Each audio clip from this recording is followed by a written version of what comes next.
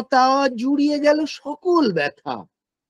হেনকালে কিসের লাগি তুমি অকস্মাৎ আমায় কিছু দাও গো বলে বাড়িয়ে দিলে হাত। মরি, এ কি কথা রাজাধিরাজ, আমায় দাও গো কিছু। শুনে ক্ষণকালের তরে রইনু মাথা নিচু।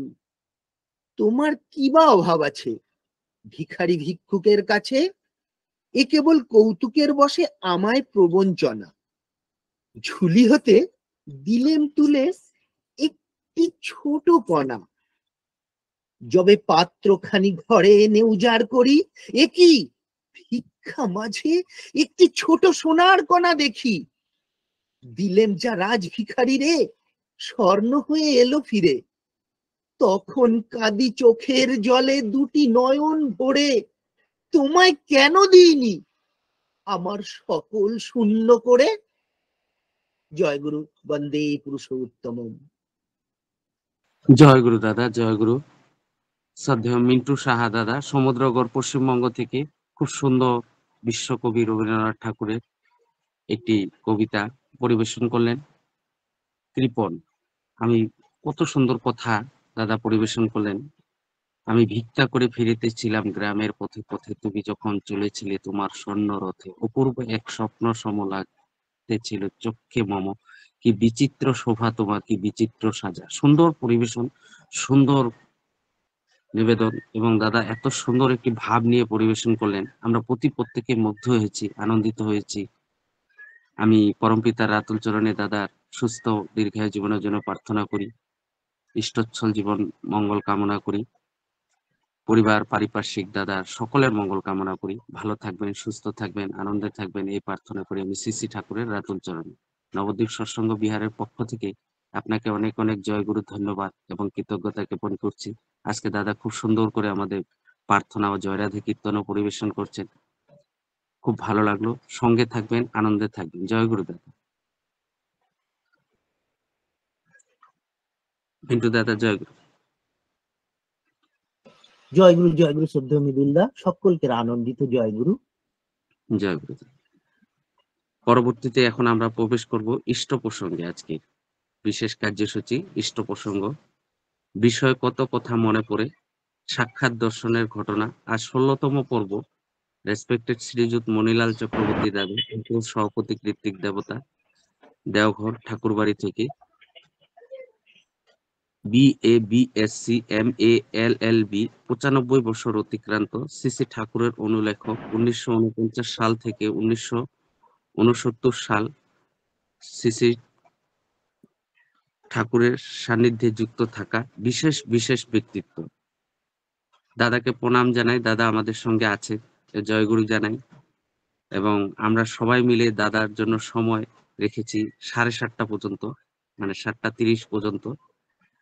জয়গুরু দাদা, প্রণাম নেবেন। জয়গুরু দাদা। অডিও অফ করা আছে দাদা, অডিওটা অফ করা আছে, অডিওটা। হ্যাঁ হ্যাঁ, ঠিক আছে। এবার শুনতে পাচ্ছেন? হ্যাঁ, শোনা যাচ্ছে দাদা। জয়গুরু, জয়। আমার আন্তরিক নমস্কার। আমার ইষ্টচ্ছল আবেগ প্রণোদিত সকলকেই প্রণাম জানাই। অন্তরের অন্তঃস্থল থেকে শ্রী শ্রী ঠাকুর আমার গুরুদেব, তাকে আমার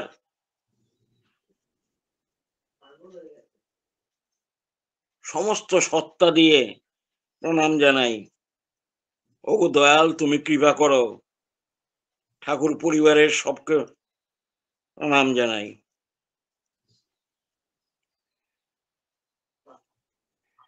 কবিতাটা পাঠ হয়ে গেল, ভারী ভালো লাগলো।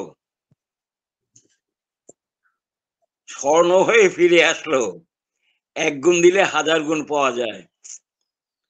আমি একদিন ঠাকুরের কাছে বসেছিলাম, কবিগুরু রবীন্দ্রনাথ ঠাকুরের ত্যাগের ফল বলে একটা প্রবন্ধ আছে, বেশ বড় প্রবন্ধ। সেই প্রবন্ধটি ঠাকুরের কাছে পড়া হচ্ছিল।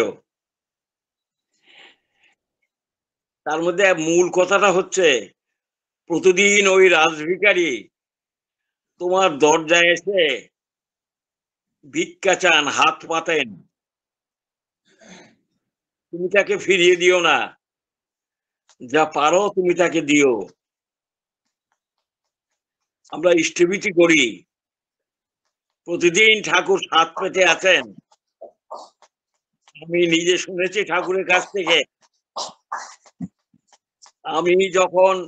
তোমরা যখন ইষ্টভীতি দাও আমাকে, আমি তখন দুই হাত পেতে গ্রহণ করি।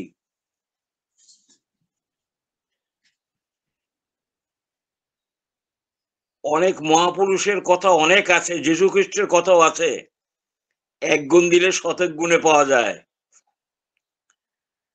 মোহাম্মদ বলছেন 40 ভাগের 1 ভাগ আয়ের দিলে, যাকে বলে জাকাত। আবার খ্রিস্টানদের আছে চার্চ রেট। আবার শ্রীকৃষ্ণের আমলেও ছিল গুরুকে দেওয়ার রকমটা, গুরুকে দেওয়ার ভাবটা। কবিতাটা খুবই ভালো লাগলো। আর ঠাকুরের ত্যাগের ফল কথাটা আমার খুব মনে আছে, প্রায় ঠাকুর এটা বলতেন।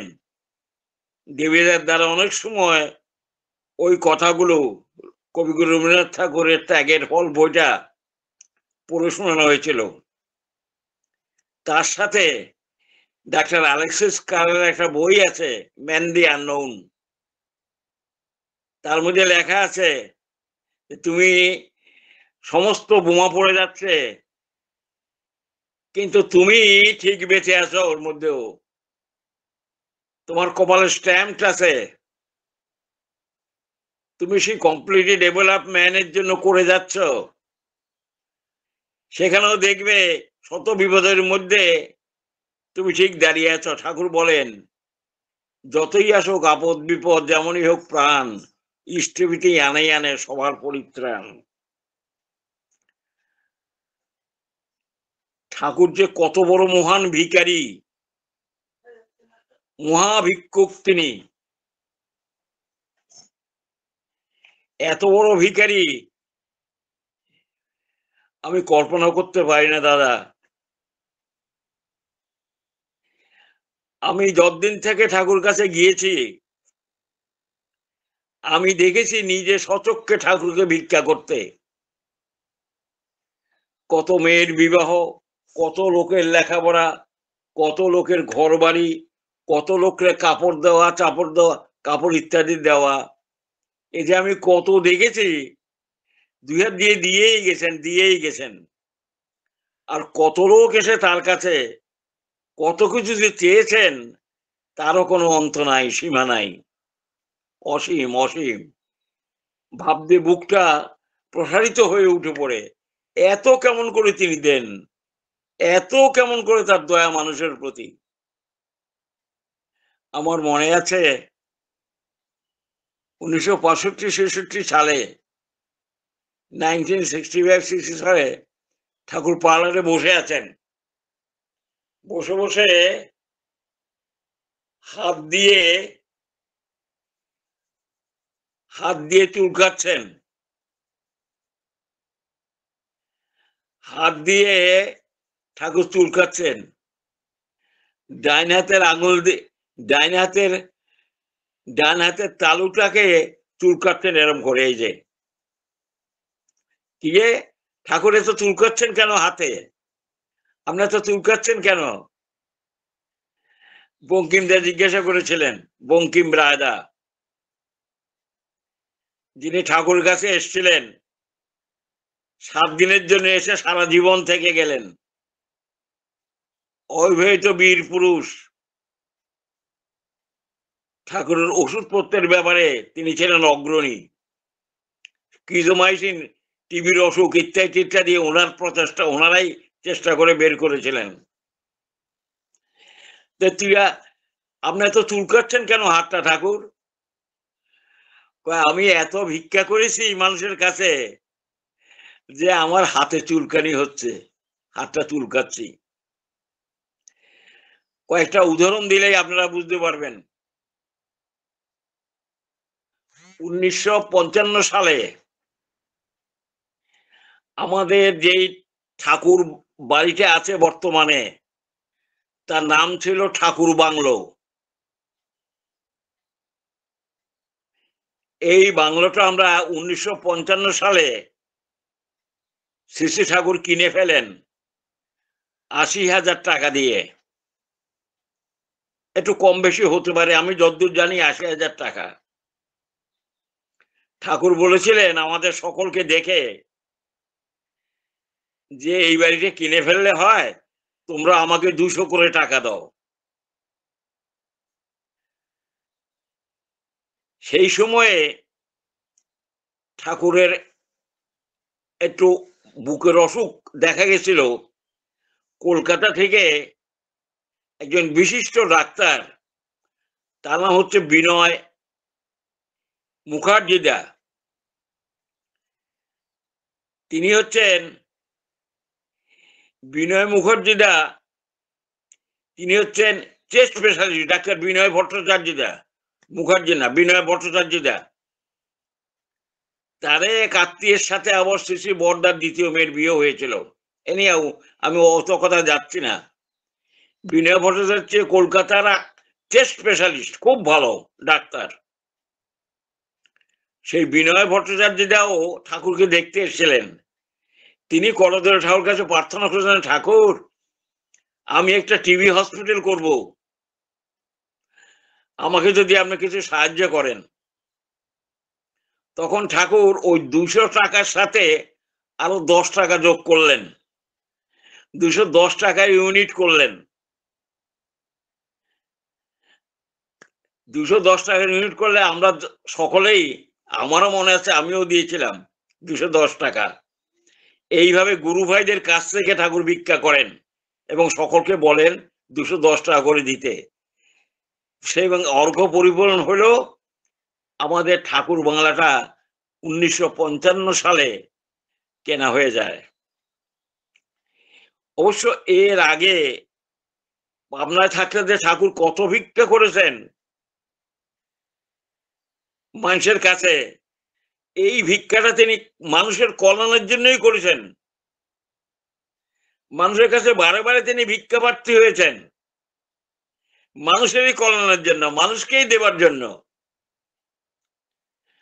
ঠাকুর বললেন আদর্শ গ্রহণের প্রয়োজনীয়তা খুব আছে। ভারতের কৃষ্টি ঐতিহ্য পঞ্চবহি যাতে একমবাদ দ্বিতীয়ম শরণম সপ্তাশ্রী নৌপাশ্চাত বন্য ব্রহ্মণ ব্রহ্মৈকে মাদ দ্বিতীয়ম, এই যে সপ্তশ্রী আর পঞ্চবহি এবং ভারতীয় কৃষ্টি, ভারতীয় ঐতিহ্য ইত্যাদি ভীষণভাবে প্রচার করার জন্য, ইত্যাদি সম্বন্ধে যাজন করার জন্য এবং দীক্ষা দেবার জন্য ঠাকুর কয়েকখানা গাড়ি চেয়েছিলেন, আমাকে কটা গাড়ি দাও, গাড়ি দাও, গাড়ি দাও। এক সময়ে ঠাকুর প্রত্যেককে 150 টাকার একটা ইউনিট করে দিয়েছিলেন এবং কতগুলি কতিপয় লোকরে খাতা দিয়েছিলেন। একটা নোট খাতা আমি দেখেছি, ছোট্ট এরকম এরকম একটা নোট খাতা দিয়েছিলেন, এরকম একটা ছোট্ট নোট খাতা দিলেন, এরকম এরকম এরকম একটা নোট খাতা দিয়েছিলেন। সেই নোট খাতা দিয়ে বললেন তোমরা ইউনিট সংগ্রহ করো। 150 পাতা না কত ছিল, তাতে 150 টাকা করে প্রত্যেকের কাছ থেকে নিবা, নিয়ে কটা গাড়ি কিনো, সেই গাড়ি করে তোমরা যাজনে বেরোবা। কিসের যাজন করবা? যাজন করবা সপ্তাশ্রীর, যাজন করবা পঞ্চবহি, যেটা ইন্ডিয়ার প্রাণ, যেটার উপরে ভারতবর্ষ দাঁড়িয়ে আছে, পঞ্চবহি আর সপ্তশ্রী। ঠাকুরের অনেক বইতে দেখবেন প্রথমেই লেখা আছে পঞ্চবহি কাকে বলে। বিশেষ করে ইংরেজি বইতে, আবার ঠাকুরের দি মেসেজ বইতে, মেসেজ ভলিউম 2-তে 5 ফায়ার্স বলে একটা লেখা আছে, অর্থাৎ পঞ্চবহির ইংরেজিটাও ঠাকুর করে দিয়েছিলেন। মেসেজ বইয়ের প্রথম পৃষ্ঠায় দেখবেন ফাইভ ফায়ার্স বলে একটা বাণী আছে। কি শক্ত গো দাদা, কি শক্ত। একম এবার দ্বিতীয়ম শরণম সব, এই যে বাণীগুলো, এই যে 5টা পঞ্চবই আছে, এর ইংরেজিটা ঠাকুর নিজে অনুবাদ করে গেছেন। কোথা থেকে তিনি এমন ইংরেজি জানেন? এত ইংরেজির ভাষা, এত হাই ভাষা, সংস্কৃতের এত শক্ত জিনিসগুলো তিনি ইংরেজিতে বলে গেছেন। পঞ্চবই আমি অনেকবার পড়েছি সেই ইংরেজি বাণীটা, এবং তার অর্থ এখানে আমি সাথে আমার বইতে আমি লিখে রেখেছিলাম। আপনারা সেকেন্ড পার্ট, সেকেন্ড ভলিউমের মধ্যে প্রথমে এই বাণীটা পাবেন। কেন করছেন? ঠাকুর বলছেন কৃষ্টি ঐতিহ্য ইত্যাদি প্রচারের জন্য, সপ্তাহী প্রচারের জন্য, পঞ্চবই প্রচারের জন্য, এবং এই আদর্শ গ্রহণের জন্য তোমরা গাড়ি নিয়ে এদিক ওদিক ছুটবে, মানুষকে আদর্শের কথা বলবে। এই জন্য তিনি কতগুলি গাড়ি চেয়েছিলেন এবং 150 টাকা করে ইউনিট করেছিলেন। সেই ভিখারি, মহাভিখারি, যিনি হাত চুলকাচ্ছেন পার্লারে বসে বসে, আমি নিজে দেখেছি, একদিন নয়। ঠাকুর একদিন কথায় কথা বলছিলেন, আমি যা ভিক্ষা করেছি আর মানুষ আমাকে আমরা যা টাকা দিছে, পার্লারের মতো এরকম 8-10 খানা ঘর ভরে যাবে, এত টাকা মানুষ আমাকে দিচ্ছেন। অনেকে প্রণাম করেও টাকা দিচ্ছেন, কিন্তু সেই প্রণামের টাকার মধ্যে ঠাকুর বলছেন তার মধ্যে গন্ধও ছিল অনেক। অনেকে বিভিন্ন উদ্দেশ্য পরিপূরণ করার জন্য টাকা দিচ্ছেন, নিঃস্বার্থ হয়ে ইষ্টেরই মঙ্গলের জন্য, ইষ্টেরই সেবার জন্য যে দান, সেটা খুবই কম। আমার মঙ্গল হবে, আমার ভালো হবে, আমার গ্রহ কাটবে, আমার দোষ কাটবে, এই জন্যই অনেকে দিছেন। আবার নিঃস্বার্থ ভাবেও দেয়া হয়েছে। ঠাকুরের কাছে আমার মনে আছে, আমরা বসেছিলাম, অনেকে বসে আছি। ঠাকুরের ইচ্ছে হচ্ছে বৈদ্যনাথ শিবচক্র আলোচনী সংস্থা, দেওঘরে গেলে বৈদ্যনাথ ধামে আমরা সকলেই প্রায় যাই কম বেশি। বৈদ্যনাথ ধামের প্যারা খুব বিখ্যাত। সে বৈদ্যনাথ ধামে প্যারাগুলি দিয়ে যখন আমরা বৈদ্যনাথ ধামে যাই, ভিতরে যখন প্রবেশ করি, অনেকখানি ফাঁকা জায়গা, ছোট ছোট ঘরটর আছে। ঠাকুর চাইছিলেন সেই বৈদ্যনাথ ধামে একটা শিবচক্র আলোচনী সংস্থা করার। 6 টাকা করে ইউনিট করেছিলেন, আমার মনে আছে, আমরাও দিয়েছিলাম। কেন? তিনি চেয়েছিলেন বৈদ্যনাথ ধাম শিবচক্র আলোচনী সংস্থা ভারতের শাশ্বত ধর্মাদর্শ, শিব মাহাত্ম্য ইত্যাদি আলোচনা এবং অনুশীলনের মাধ্যমে তীর্থযাত্রীগণ সঞ্জীবিত হয়ে উঠবেন। কি আইডিয়া বলেন তো দাদা! তীর্থযাত্রীরা যাবে ওইখানে, শিবগঙ্গা চান করবে, মন্দিরে, বৈদ্যনাথ মন্দিরে প্রবেশ করবে। সেইখানে ঠাকুর বলছেন একটা কোনোটা একটা জায়গাতে, সেটা এখনো আছে, কি তার নাম দিয়েছেন ঠাকুর, শিবচক্র আলোচনী সংস্থা। ওই সংস্থার মধ্যে লোক থাকবে, জ্ঞানী লোক থাকবে, বসে থাকবে। যারা তীর্থ দর্শনে যাবেন তারা সেখানে শিবের মাহাত্ম্য সম্বন্ধে কথা শুনবেন, ভারতীয় শাশ্বত ধর্মের কথা শুনবেন। এই জন্য ঠাকুর এই টাকাটা দিয়েছিলেন। আমার মনে আছে 6 টাকা করে করেছিলেন, আমরা দিয়েছিলাম অনেক টাকা। সেই অর্থটা নিয়ে নেব প্রায় 50,000 টাকা। পরম পূজনীয় শ্রী শ্রী বরদা 1965 সালে, 1965-এ প্যান্ডেলের মধ্যে, বড় প্যান্ডেলের মধ্যে শ্রী শ্রী বরদা স্বয়ং ওই টাকাটা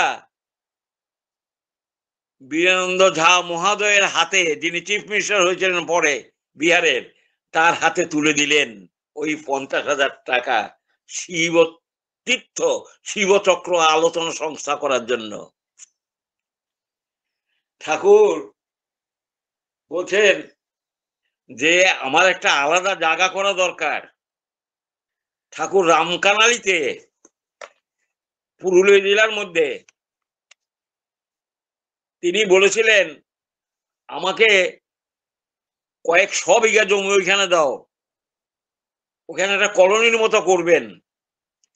তিনি 300 টাকা করে ইউনিট ধরেছিলেন, 300 রুপিস, এবং এর দায়িত্ব দিয়েছিলেন জ্যোতিপ্রতি ঋত্বিক অশেষ শ্রদ্ধাভাজন শ্রী নরেন্দ্রনাথ মিত্রের উপরে, এবং শ্রী হেমচন্দ্র মুখোপাধ্যায় দেবীদার বাবার উপরে, শ্রী জিতেন্দ্রনাথ দেববর্মন যিনি আনন্দবাজারে ছিলেন নগেনদের সাথে এবং জিতেন্দ্র দেববর্মন, পরে শ্রী শ্রী বর্দার বাড়িতে নড়াইল হাউসের দোতলা যেখানে বিনায়কদা থাকেন তার পাশে একটা ঘর ছিল, সেই জিতেন বর্মনদার, তার উপরে ভার ছিল। আর ছিল গিরিশচন্দ্র সেনগুপ্ত, যিনি আসামে ছিলেন, পাণ্ডুতে ইঞ্জিনিয়ার, লম্বা মতো চেহারা, আমি তাকে দেখেছি, বড় বড় চোখ। ফিরন্তবিহার যখন তৈরি হয়, ঠাকুর সেই ফিরন্তবিহারের সামনে একটা চৌকি দিকে বসে থাকতেন একটু দূরে। আর গিরিশচন্দ্র সেনগুপ্ত দা সমস্ত জিনিস কেমন করে ফিরন্তবিহার তৈরি হবে তার জিনিসপত্র, তার অঙ্কন টঙ্কন ইত্যাদি তিনি করেছিলেন তখন। সেই গিরিশচন্দ্র দাকেও বলেছিলেন ঠাকুর সেনগুপ্ত দাকে এই রামকানালির মন্দির ব্যাপারে জমি নেবার জন্য। প্রভাষচন্দ্র বিশ্বাস দাকে বলেছিলেন, ক্ষেত্র শিকদারকে বলেছিলেন, আরজনকে বলেছিলেন। কার মতো লোক সুন্দর, ঋত্বিক, ইষ্টপ্রাণ, তিনি হচ্ছেন অন্নদা বিজয় হালদার। তিনি বহু লোককে দীক্ষা দিয়েছেন, তিনি ওই এলাকায় থাকেন। এইভাবে 50,000 টাকার দরকার, ঠাকুর ইউনিট করলেন 300 টাকা করে, এবং সেই রামকানালিতেও আমাদের জমি হয়ে গেছিল। পরবর্তী কালের ঘটনা, সেই জমিতে এখনো লোক আছে, চাষটাস হয়, এবং সেখানে একজন ইনচার্জও আছেন, তিনিও ঋত্বিক। এখন তিনিও খুব দীক্ষা দেন, ভালো বক্তৃতা দেন। বর্তমান এই ঠাকুর থাকা অবস্থায় আমি তাকে জানি, চিনি। ঠাকুরের আরেকটা ইচ্ছে ছিল, একটা স্বপ্ন ছিল, অন্নাশ্রম পরিকল্পনা। আমরা কত কন্যাশ্রী কত কথা শুনি, ঠাকুরের পরিকল্পনা ছিল অন্ন আশ্রম পরিকল্পনা। বর্ধমানে তিনি 1968 সাল অবধি প্রায় 22 বিঘা জমি সংগ্রহ করেন। কাকে বলেন? হরেন্দ্রনাথ সামন্ত, পরেশচন্দ্র পোড়ে, হুগলি জেলার, এদেরকে বলেন তোমরা ওখানে জমি নাও। এরা অক্লান্ত পরিশ্রম করে সেখানে জমি নিতে থাকেন, এবং জমি নিয়ে পড়া 1980 সাল পর্যন্ত প্রায় 22 বিঘা জমি সংগ্রহ হয়েছে। শ্রী শ্রী ঠাকুরের কনিষ্ঠ সন্তান পূজ্যপদ কাজলদা এবং আমাদের শ্রী শ্রী নিয়ত কর্মী ঠাকুরের অনুলেখক শ্রদ্ধাস্পদ স্বর্গত আমার কোয়ার্কার দেবীপ্রসাদ মুখোপাধ্যায়, এই দুইজনে মিলে এদেরকে খুব উৎসাহ দিতেন, এদেরকে ঠাকুরের কাছে নিয়ে আসতেন। আমি নিজে চোখে দেখেছি, কথা বলেছেন ঠাকুর। অনাশ্রমের কথা কত বলেছেন, যে ভুভুক্ষ মানুষের মুখে যাতে অন্ন তুলে দেওয়া যায় চরম বিপদের সময়, তার জন্য তোমরা সেখানে একটা অন্ন আশ্রম পরিকল্পনা করো।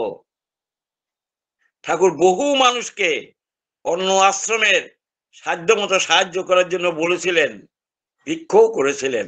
মহাভিক্ষুক তিনি, কি জন্য? অন্ন আশ্রমের জন্য, ভুভুক্ষ মানুষকে অন্ন দেবার জন্য।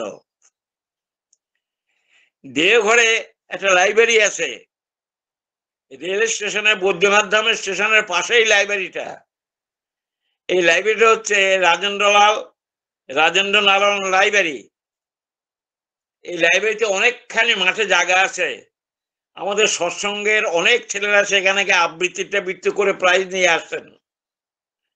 বলা বাহুল্য, আমার ওয়াইফও একদিন ওইখানে রবীন্দ্রনাথ ঠাকুরের একটা আবৃত্তি এমন ভালোভাবে করলেন, এমন সুন্দর করলেন, হাজার হাজার লোক উপস্থিত ছিল, ফার্স্ট প্রাইজ নিয়ে তিনি ঘরে আসছিলেন। সেই দেওঘরের রাজেন্দ্রনাথ লাইব্রেরির কর্তৃপক্ষ এসে ঠাকুরের কাছে লাইব্রেরি সংস্কারের জন্য টাকা চাইলেন।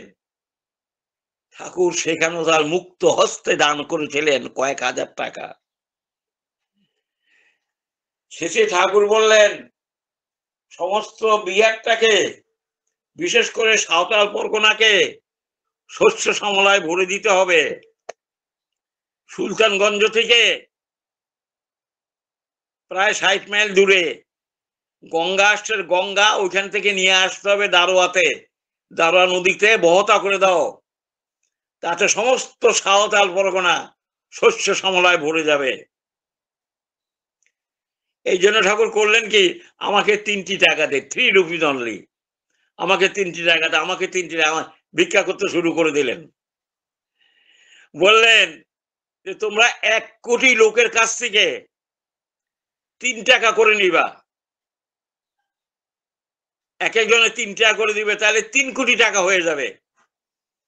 এই 3 কোটি টাকা দিয়ে গঙ্গা দেওয়ার কাজ শুরু করো। এবং এই গঙ্গা দেওয়ার কাজের মধ্যে দিয়ে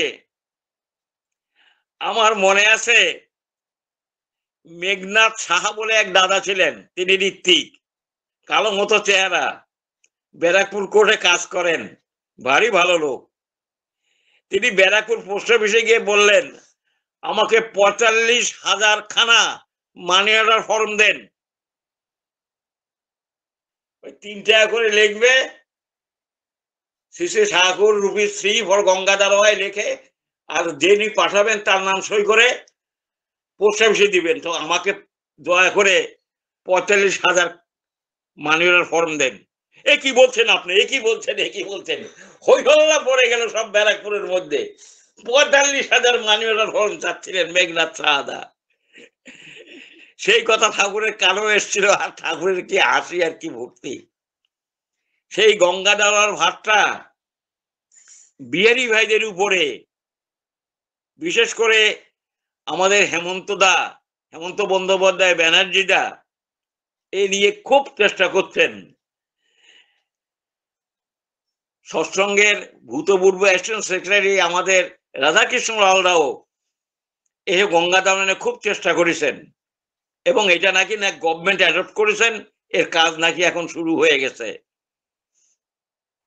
সে গঙ্গা দেওয়ার জন্য ঠাকুরের ভিক্ষা।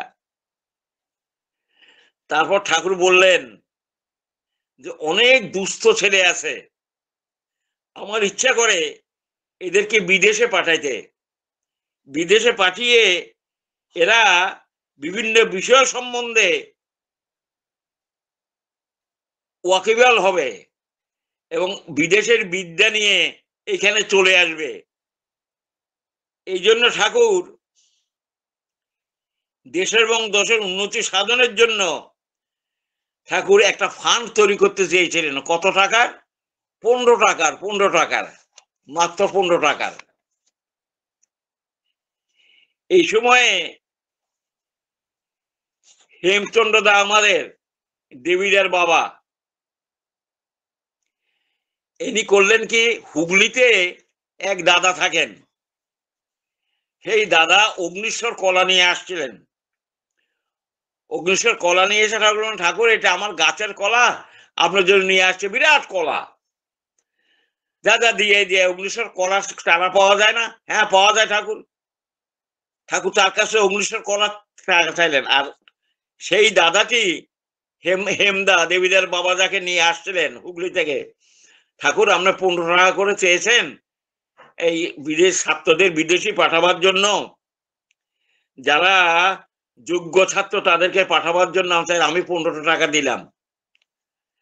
কয় মাসে মাসে দিতে হবে এরকম। আরো হেমদাকে বলেছিলেন তুমি কয়েক হাজার লোক জোগাড় করো যাতে মাসে মাসে এই টাকা ওরা দিতে পারে।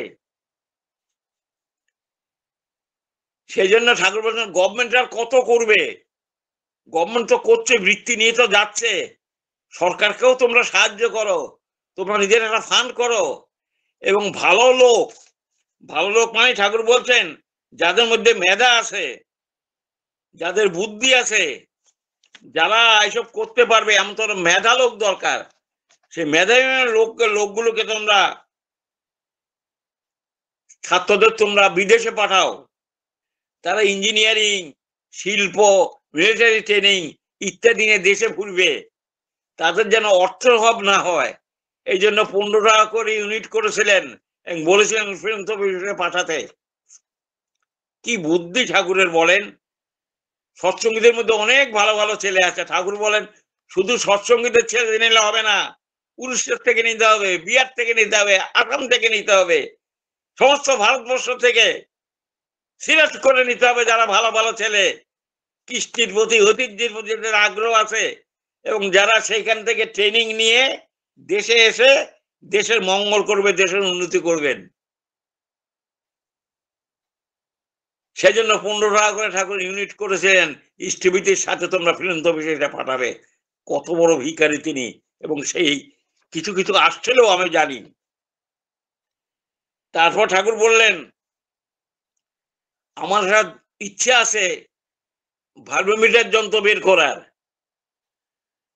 যাতে মরা মানুষকে বাঁচানো যায়, এবং এর জন্য তিনি বিশেষ করে ভিক্ষা করেছিলেন এবং বলেছিলেন বিহারের গুরু ভাইদের উপরে এই দায়িত্ব দিয়েছিলেন।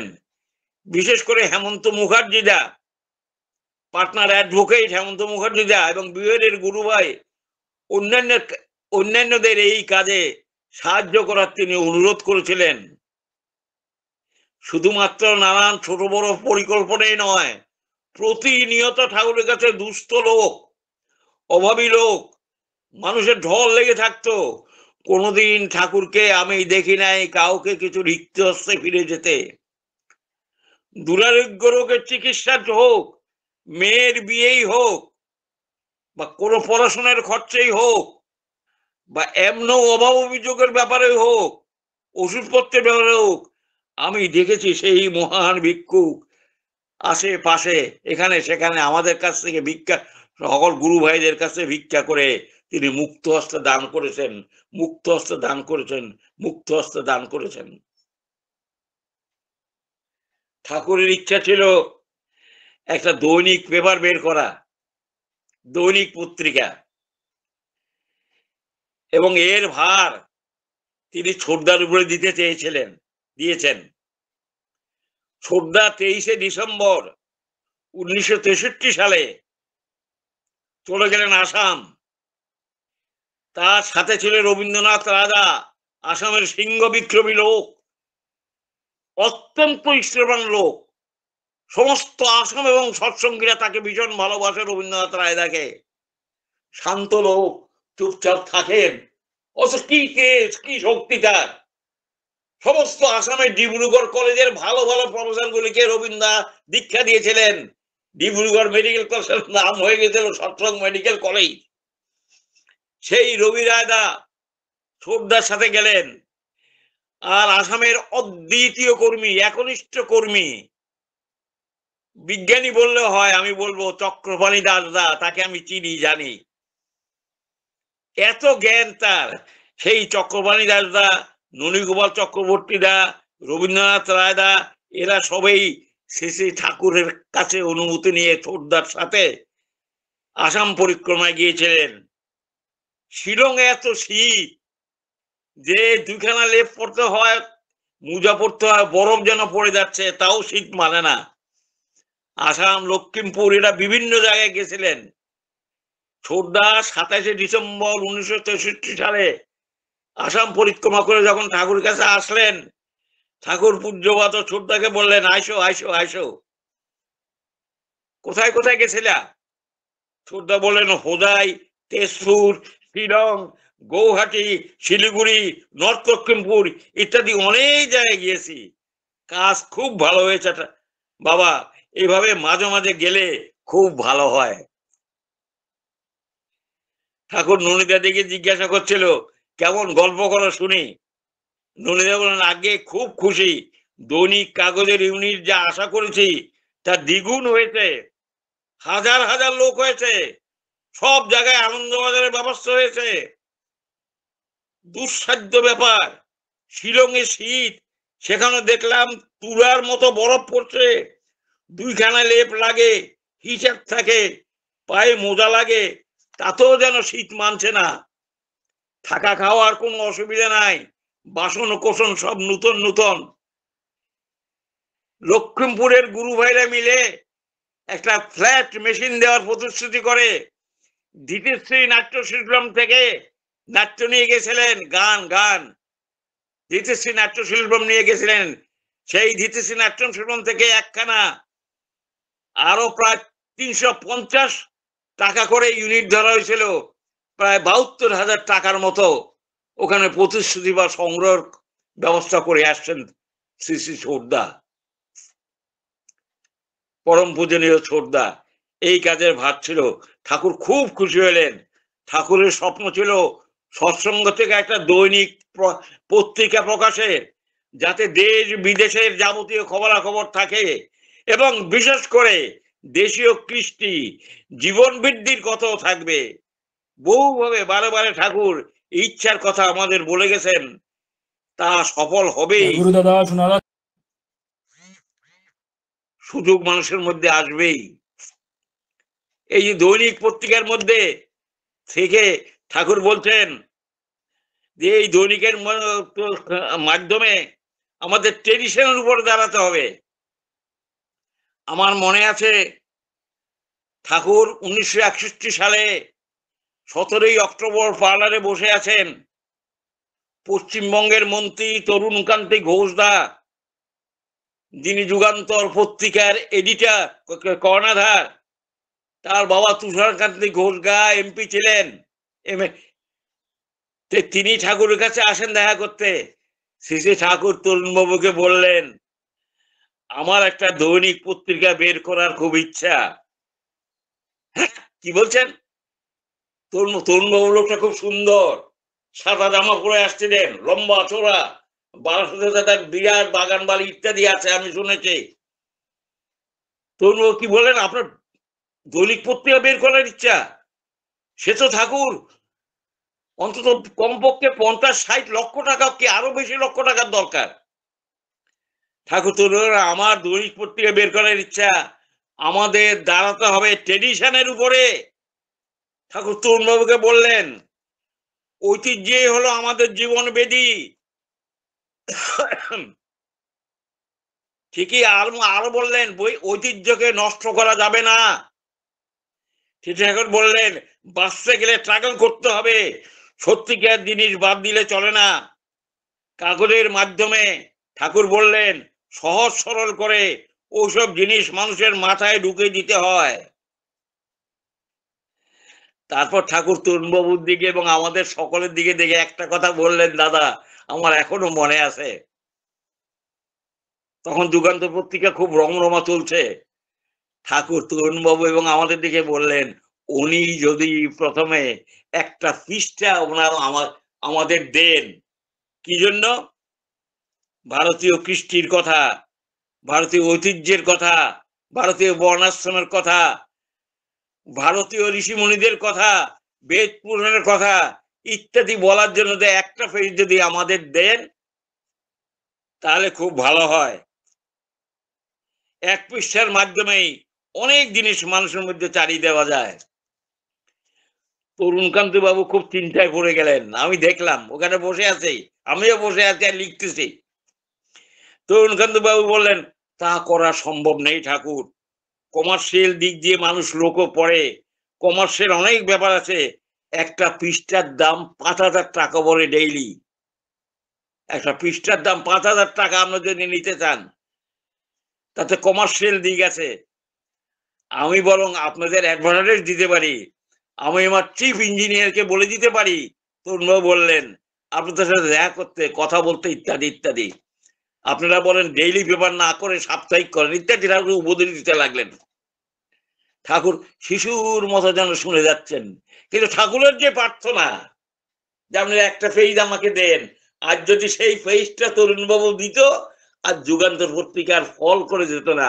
এখন তো যুগান্তর পত্রিকার আমরা পাই না, দেখি না। দয়াল কোথা থেকে কি বলেন, কোথায় তার মস্তিষ্ক, কত দূরদৃষ্টি সম্পন্ন, সেই দয়ালে জানেন। তরুণবাবুকে ঠাকুর একথা বলেছিলেন, আমি নিজে কানে শুনেছি, আমার মনে আছে। তারপর খানিকভাবে তরুণবাবু বললেন, আপনি কখন বিশ্রাম করেন? উনি কখন বিশ্রাম করেন? ঠাকুর তরুণবাবুর এই কথা শুনে বললেন, আপনি এলেন, আপনাকে দেখছি, এখানেই তো আমার বিশ্রাম হয়ে যাচ্ছে। আপনি এলেন, আপনাকে দেখছি, অনেক বিশ্রাম হচ্ছে। কি দয়াল, আবার কি ভাষা! তরুণবাবু বলছেন আপনি কখন উঠবেন, কখন খাবেন দাবেন। ঠাকুর উল্টা মনে বলছেন কি, আপনাকে দেখছি, অনেক বিশ্রাম হচ্ছে, আপনি এলেন, আমি কত খুশি হলাম। তরুণবাবু প্রণাম করে চলে গেলেন। সেই দৈনিক পত্রিকার জন্য ঠাকুর কতজনকে বলেছিলেন এবং অনেক টাকা সংগ্রহ হয়েছিল আমি জানি। শ্রী শ্রী ছোটদাকেও এর উপরে ভার দিয়ে দায়িত্ব দিয়েছিলেন। আমি জানি, বিশ্বাস করি, এই দৈনিক পত্রিকার মাধ্যমে কত জায়গায় যে ঠাকুরের আদর্শের কথা, কৃষ্টির কথা, ঐতিহ্যের কথা, বর্ণাশ্রমের কথা, বেদ বেদান্ত ভারতীয় ঐতিহ্যের কথা, যেগুলি সংস্কৃতিতে আছে। সংস্কৃত এমনই একটা ভাষা যা হলো ওয়ার্ল্ডের মধ্যে আমি বলবো বেস্ট ভাষা। সংস্কৃত ভাষা থেকে অন্যান্য সমস্ত ভাষাগুলি আসছে। পাণিনি ব্যাকরণ ইজ দ্য বেস্ট ব্যাকরণ অফ দি ওয়ার্ল্ড। সেই লাহোরের সোলাতুরে বাড়ি পাণিনির, সেই লাহোর এখন পাকিস্তানের মধ্যে পড়ে গেছে। যাই হোক, সেই পাণিনি ব্যাকরণ অষ্টাধ্যায়ী কাশিকা, কি না আছে আমাদের, কি সম্পদ না আছে আমাদের। ঠাকুর তার উপরে দাঁড়াতে বলছেন, ভারতবর্ষ তার উপরে দাঁড়াবে। এই জন্য ঠাকুরের পরিকল্পনা ছিল একটা দৈনিক পেপার করার, এবং এই জন্য তিনি ভিক্ষও করেন, সংগ্রহ করেন। 350 টাকা করে ইউনিট করে দিয়েছিলেন, 300 টাকার করে ইউনিট করে দিয়েছিলেন। ঠাকুরের আরেকটা পরিকল্পনা ছিল দ্রুতদীপ্ত হাসপাতাল, দ্রুতদীপ্তি হাসপাতাল। দু কথার মানে হচ্ছে দুস্থ, দুস্থদের হাসপাতাল। দুস্থরা দীপ্ত হয়ে উঠবে, অর্থাৎ যারা রোগাক্রান্ত লোক তারা দীপ্ত হয়ে উঠবে, সুস্থ হয়ে উঠবে। ঠাকুর বলছেন ওটা আমার করার ইচ্ছা নন্দন পাহাড়ে। হ্যাঁ, নন্দন পাহাড়টা একটা পাহাড়, ওইখানে অনেক জায়গা পাওয়া যায়। ওইখানে ওজন বলে একটা জিনিস আছে, ওজন, অক্সিজেন। ও রুগী এখানে থাকলে আপনি আপনিই ভালো হয়ে যাবে। তোমরা নন্দন পাহাড়ে জমি নাও, তোমরা নন্দন পাহাড়ে জমি নাও, সেই জমিতে দ্রুতদীপ্তি হাসপাতাল করো, দ্রুতদীপ্তি হাসপাতাল করো। কি ঠাকুরের পরিকল্পনা, বলবো কি আপনাদের দাদা। এবং 500 হইতে 1000 বেডের হাসপাতাল করার জন্য বলেছিলেন। এবং আমাদের পূজ্যবাদক কাজলদা এই হাসপাতালের খুব চেষ্টা করতেন। তিনি তার মিত্ররোধে ওইখানে একটা ছোটখাটো হাসপাতাল করেছেন। কিন্তু ঠাকুরের যে ইচ্ছা নন্দন পাহাড়ে করা, ওই পাহাড়ের দূষণ মুক্ত পরিবেশে বিশুদ্ধ বায়ু সেবনে আর বিহিত ঔষধ পত্র চিকিৎসায় রোগীরা সুস্থ হয়ে উঠবে। পরীক্ষা বাবা পট করবো। ওই হাসপাতাল করার ঠাকুরের খুব ইচ্ছা ছিল। তারপর ঠাকুর যাদন পরিক্রমার জন্য 2খানা গাড়ি চেয়েছিলেন টাটানগর থেকে। পালিদ্দা বলে এক দাদা টাটানগরে কাজ করেন, তিনি বড় ইঞ্জিনিয়ার নিয়ে আসলেন। ঠাকুর বলছেন ওই গাড়িতে খাওয়া যাবে, ওই গাড়িতে শোয়া যাবে, ওই গাড়িতে পায়খানা পেচ্ছাপ করা যাবে। 2খানা গাড়ি। ইঞ্জিনিয়ার এসে সমস্ত কিভাবে কি করা যায় না করা যায় ঠাকুরের সাথে কথা বলেছিলেন। ঠাকুর সেই গাড়ির কথা বলেছিলেন। সালকিয়ার আমনের জগৎচন্দ্র চক্রবর্তী মহাদয়কে 22/7/61 তারিখে ঠাকুর বলছিলেন গাড়ির ইউনিট গেলি 150 টাকা করে করাই চাই। জগৎদা আগে করবেই, হাত জোর করে জগৎদা বলছিলেন। তখন ঠাকুর তাকে বললেন করবেই, এর মধ্যে একটুকু ঢিলা দিও না, তাহলে যতটুকু পিছিয়ে যা পড়বে উর্জনা সমন্বিত একটা সাকসেস, বহু সাকসেসকে ডেকে নিয়ে আসে। জগৎদার চোখ মুখ দীপ্ত হয়ে গেল। শ্রী ঠাকুর আশ্রমের কাজের জন্য 8 জন লোক চেয়েছিলেন, 4 জন ওই বেলা, 4 জন ওই বেলা, আর 4খানা চৌকি চেয়েছিলেন।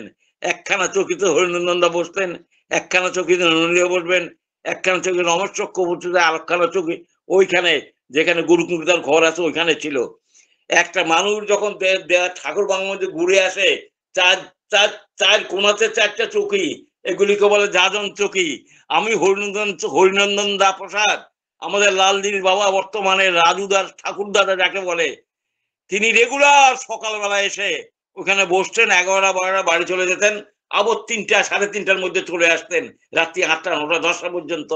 ওই চৌকিতে যেখানে জুতা ঘর আছে তার পাশে এরকম একটা চৌকি ছিল, এখন সেই চৌকিটা মনে হয় নাই বা তার পাশে আছে কিনা জানি না। সেই চৌকিতে হরিনন্দন দা কত লোককে নির্যাতন করেছেন, কত লোক যে দীক্ষা নিয়েছে তার কোনো সীমা সংখ্যা নাই, অনন্ত নাই। ঠাকুর বলছেন এরকম 4 জন লোকবেলা 4 জন লোকবেলা থাকবে, যারা ভিজিটার যারা আসবে এরা আমার কথা শুনে যাবে, উদ্দীপ্ত হবে, এরা প্রাণ পাবে, বল পাবে, ভারতীয় কৃষ্টি ঐতিহ্য তোমরা প্লাবন বইয়ে দাও। ঠাকুর এইসব কথা বললেন।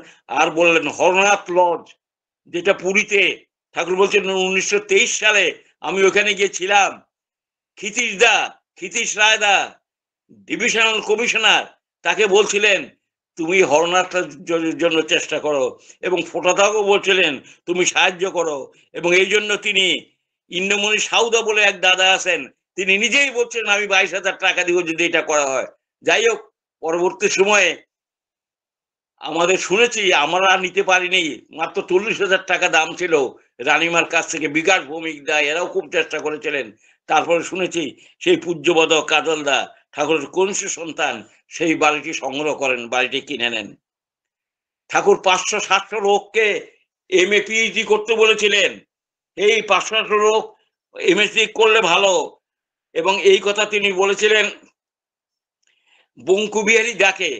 বঙ্কুবিহারী দা এবং অন্যান্য দাদার বলছেন 500-700 লোক আমার PhD বা MA দরকার, এদের যোগ্যতা আছে, তাদের পার্সিউ করতে হয়, তাদের যেন ধর্মের প্রতি, কৃষ্টির প্রতি, আদর্শের প্রতি একটা শ্রদ্ধা থাকে। বাঙালি, বিহারি, উড়িয়া, আসামিয়া যে কোনো লোকে হতে পারে PhD, তারা দেখতে হবে তারা ইষ্টনিষ্ঠ কতখানি, সেভাবে তাদের পরিচালনা করতে হবে। তারা যদি ইলেকশনে দাঁড়ায় কিছুতেই তারা নির্বাচিত হবেই, তারা যেন কিছুতেই ফিরে না আসে, একটা কমপ্লিট স্টেপ তৈরি করতে হবে, যাতে দেশের মধ্যে যে লোকসভা বলি বা ইলেকশন বলি, ওই জাতীয় লোক যারা বিরাট শিক্ষিত, যাদের বংশ ভালো, বিহারি, বাঙালি, উড়িয়া, আসামিয়া, উত্তরপ্রদেশ সমস্ত দেশের লোককে ঠাকুরে এই জন্য বলছিলেন 5-700 MA বা PhD দরকার, যারা ওই কেন্দ্রে থাকবেন। ঠাকুরের কি পরিকল্পনা, কি ইচ্ছা, আমি কি অবাক হয়ে যাই। ঠাকুর বলেন আমার একটা সান্ডু ইউনিভার্সিটি করার ইচ্ছা। এক্সম্যান সাহেবকে বলছিলেন, এক্সম্যান সাহেব বলছিলেন আমেরিকা উইল হেল্প ইউ। ঠাকুর তখন একটা কথা বলেছিলেন, কি আমাদের একজন লোক আমেরিকায় থাকা দরকার, সেখানে গিয়ে কেনেডিকে ওই এক্সম্যানকে পুশ করা দরকার। আমেরিকায় দিবে টাকায়, আমেরিকা একটা মডেল আমাদের থাকবে, আমেরিকা গভর্নমেন্ট থ্রু দিয়ে, ইন্ডিয়া থ্রু দিয়ে টাকা দিবে, সেই টাকা ইন্ডিয়া আমাদের দিবে, ইন্ডিয়া গভর্নমেন্ট আমাদের দিবে, আমাদের মতো করে করব, আমাদের মতো করে আমরা করব, গভর্নমেন্টের ইচ্ছে অনুযায়ী করলে হবে না, একটা মডেল অফ আমেরিকা এই শান্তিল বিশ্ববিদ্যালয় এখানে থাকবে। এই ছিল ঠাকুর ইচ্ছা।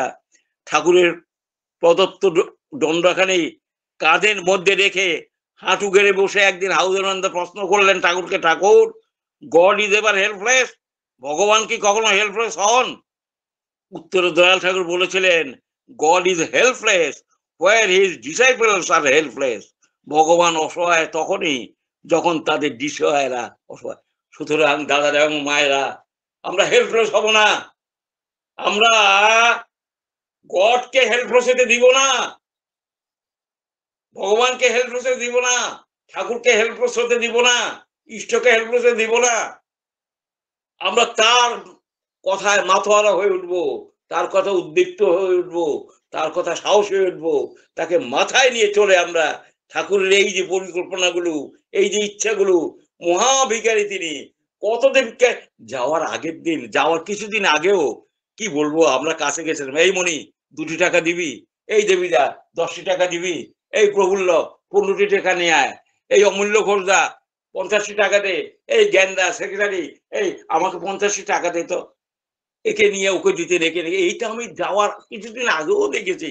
সেই মহাভিকারী, মহাভিক্ষুক তিনি, মানুষের জন্য তার ভিক্ষা। সেই মানুষটি চলে গেলেন আমাদের কাছ থেকে, আমরা তাকে আরো বাঁচিয়ে রাখতে পারতাম। আমরা যদি আমাদের অবসাদ, শৈথিল্য ইত্যাদিকে জলাঞ্জলি দিয়ে তার পথে অগ্রসর হয়ে তাকে পরিরক্ষণ পরিপোষণ করার জন্য আমরা উদ্দীপ্ত হয়ে উঠতাম। বর্তমানে আমাদের সৎসঙ্গের কর্ণধার যিনি, সংঘাচার্য যিনি, তিনি আমাদের সকলকে নিয়ে চলছেন, উদ্দীপ্ত করেছিলেন। পরম পিতার রাতুল চরণে আপনাদের সকলের মঙ্গল কুশল কামনা করি। আমরা গর্জে উঠবো ইষ্টপ্রাণটাকে মাথায় নিয়ে, ইষ্টকে মাথায় নিয়ে। ইষ্ট পরিবার আমাদের ইষ্টের দিকে আরো আরো ঢুকে দিচ্ছেন। আমরা আরো তাকে মাথায় নিয়ে দুনিয়ার বুকে বাংলা জাগিলে জাগিবে ভারত, ভারত জাগিলে জাগিবে জগৎ। সেই মেধা আছে, এখনো আছে, এখনো আছে। আমাদের করতে হবে। যেই পরিস্থিতি চলছে, সৎসঙ্গের একমাত্র পথ, ইডিওলজি ঠাকুরের একমাত্র পথ। সুভাষ বসু বলে গেছেন, আপনারা যে পথ বলছেন সেটারও আসল পথ। সেই বর্ণাশ্রম, সেই ম্যারেজ, সেই শিল্প, সেই এগ্রিকালচার ইত্যাদি ঠাকুর যেভাবে যা করে গেছেন 25,000 বাণীর মাধ্যমে, সেগুলো আমাদের করণীয় আছে। আমরা আরো করব, আরো করব, আরো বেড়ে উঠবো। জয় গুরু। পরম পিতা আপনাদের সকলের মঙ্গল করুক। এই বলে আমি আমার কথা শেষ করছি। জয় গুরু দাদা, জয় গুরু। দাদা প্রণাম নিবেন আমার। জয় গুরু। কত কথা মনে পড়ে সাক্ষাৎ দর্শনের ঘটনা। আর 16তম পর্ব, রেসপেক্টেড শ্রীযুত মণিলাল চক্রবর্তী দাদা, ঠাকুরের সভাপতি কৃত্তিক দেবতা, দেওঘর ঠাকুরবাড়ি থেকে BA BSc MA LLB, 95 বছর অতিক্রান্ত, শ্রী ঠাকুরের অনুলেখক। 1949 সাল থেকে 1969 সাল শ্রী ঠাকুরের সান্নিধ্যে 21-22 বছর যুক্ত থাকা বিশেষ বিশেষ ব্যক্তিত্ব। আমাদের সকলের প্রিয়, পরিচিত, শ্রদ্ধার, ভালোবাসার, প্রণামের শ্রদ্ধা মণিলাল দাদাকে আমি জয়গুরু জানাই, প্রণাম জানাই। দাদা সুস্থ দীর্ঘায়ু জীবনের জন্য প্রার্থনা করি শ্রী ঠাকুরের রাতুল চরণে। এবং দাদার সঙ্গে যে রয়েছেন শ্রদ্ধা শিখা মা, মাকে আমার তরফ থেকে আমি জয়গুরু জানাই, মাকে প্রণাম জানাই। ভালো থাকবেন মা। জয়গুরু। খুব সুন্দরভাবে এত সময় আমরা দাদার থেকে আলোচনা শুনলাম। আজকে 16তম পর্ব। মনে হয় আরো শুনি, এরকম একটা ভাব। শুনতেই থাকি দাদার কথা, বসে বসে শুনতে থাকি সারাদিন, তবুও যেন শেষ হয় না আমাদের ইচ্ছা।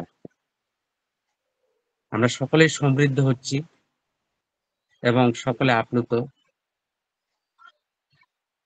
এবং সবাই মিলেই আমরা শ্রদ্ধেয় মণিলাল দাদা যেন অনেক অনেক দিন, আরো আরো দিন এভাবে সুস্থ দীর্ঘায়ু হোক, আনন্দে থাকুক, মঙ্গলের কোলে থাকুক। পরম পিতার আশীর্বাদ যেন ওনার কাছে সবসময় থাকে। জয় গুরু দাদা। এখন আমাদের কনক্লুডিং স্পিচ এবং ধ্বনি পরিবেশনের জন্য যিনি রয়েছেন, ঠাকুরের সভাপতি কৃত্তিক দেবতা শ্রদ্ধেয় ফণীধর নাথ দাদা, গুয়াহাটি আসাম থেকে। আমি দাদাকে আহ্বান করছি, আজকে যে আমরা আলোচনা শুনলাম, রেসপেক্টেড মণিলাল চক্রবর্তী দাদা, ঠাকুরের সভাপতি কৃত্তিক দেবতা, দেওঘর ঠাকুরবাড়ি থেকে। কত কথা মনে পড়ে। আজ 16তম পর্ব, সাক্ষাৎ দর্শনের ঘটনা।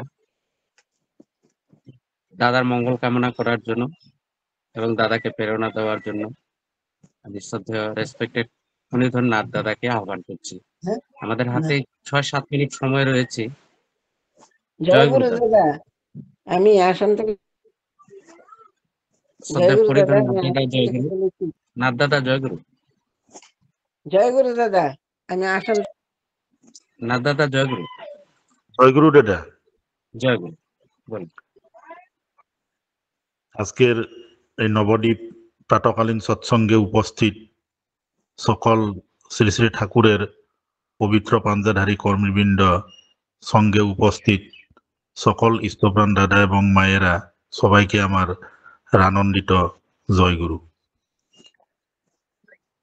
আমি প্রথম এই যে শ্রদ্ধেয় মণিলাল চক্রবর্তী দাকে আমি প্রণাম জানাই। আজকের যে আলোচনা করলেন, এই যে কত কথা মনে পড়ে, 16তম পর্ব, রবীন্দ্রনাথের প্রবন্ধর আলমে শুভ আরম্ভণী